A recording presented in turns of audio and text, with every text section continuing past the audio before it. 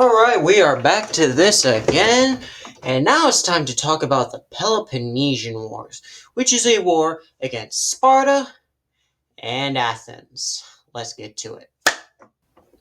So this all began when Athens made something called the Delian League, which all it basically was is an alliance to bring all the Greek city-states together as one nation. The bad part of it was Athens is at the top, everybody else is at the bottom, paying resources and taxes up to Athens and making the Greek Golden Age occur. People did not like that, especially a place called Sparta. And Sparta was a warrior culture and did not have much money and also did not like serving other people. So each decided, hey, let's make an alliance of my own. So what league did Sparta make? It made something called the Peloponnesian League, happily named so we get us our Peloponnesian War. And what it was is basically a rebellion against Athens' league of the Delian League and saying, hey, if you can do it, we can too. So who started the Peloponnesian War?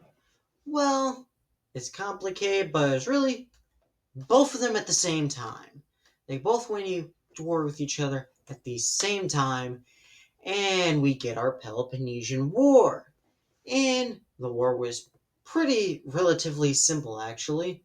All it really happened was Sparta marched in its armies and burned everything. When I say everything, I mean everything, alright? Sparta went in and burned all the farms, all the crops, all the towns. So Athens couldn't get nothing. Zero money, zero food, and zero help. So what did Athens do? Well, they basically said, look at all those Spartans down there, Jerry. They won't breach these walls in 1,000 years. What do you say? Let's fire some arrows down at those Spartans. Oh, they're burning all the villages down? Well, that's fine.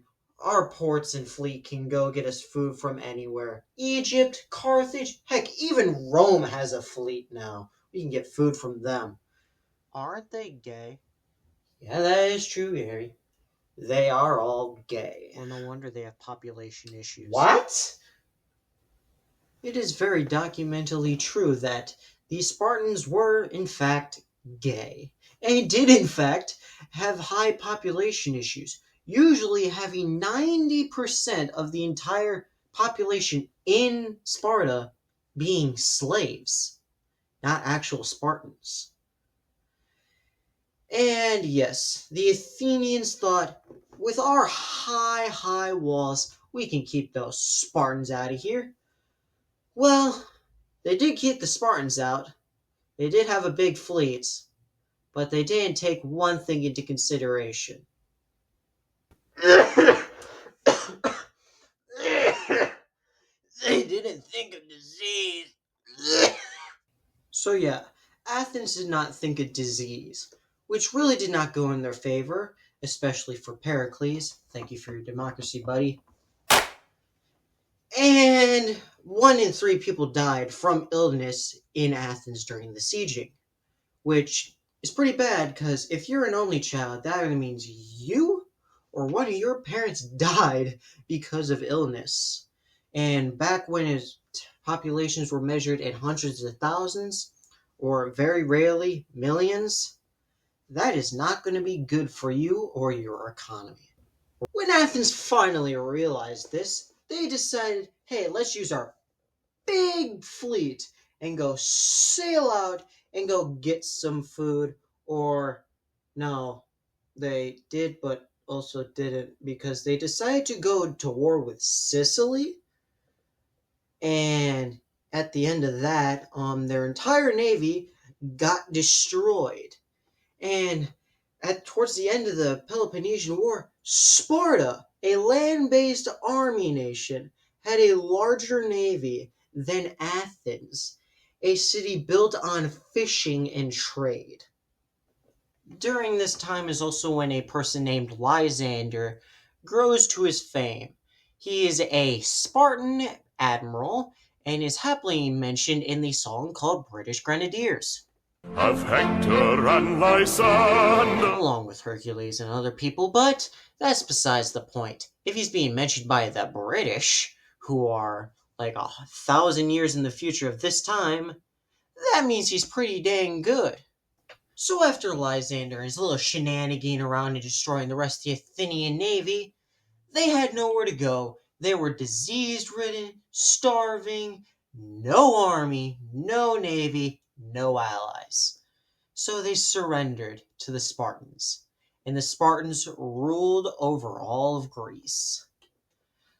But Spartans, as their warrior culture, were not that good at holding over a nation, and it fell apart worse than it was before the war even started. Woo! Nice job, Sparta! Let's go! Woo! Sad thing is Sparta literally, through this 20 years of war, only ruled for 30 years before it all fell apart. So yeah, this whole war was kind of a waste.